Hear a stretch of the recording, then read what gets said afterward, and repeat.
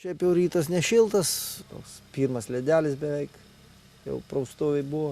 Šią naktį buvau vienu megztiniu daugiau apsirengęs negu praeitą naktį. Nemai mėsits.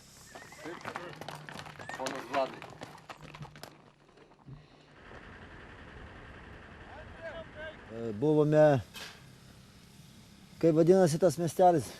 Buša.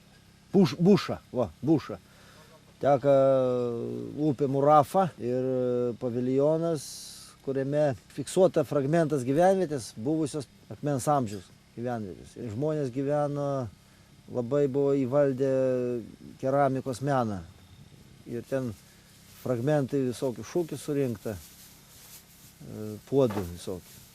Po to dar nuvedė, parodė vienintelę Europoje pagonišką šventyklą.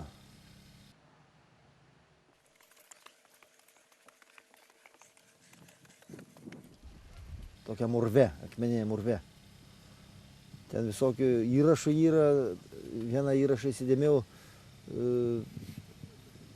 kas ten parašyta sunkiai įskaitom, bet data 1524 metai. Mums parodė tas gidas, kad nujoti 4 km prie atodangų, kuriuos datuoja, bijaudavo milijonų sumaišyti, 200 milijonų, 40 milijonų senumo atodangos tokios. Tai protų nesuvokiama.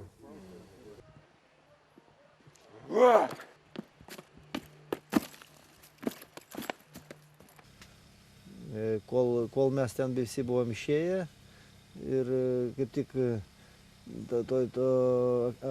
akmeninių skulptūrų parko teritorijų arkliukus palikom, kaip ir be priežiūros. Ir ten tokių, tarp arkliukų įvyko tokių meilės nuotykių.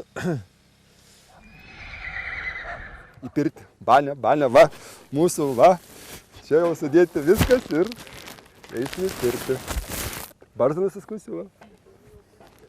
Ne paprasta, bet barzda.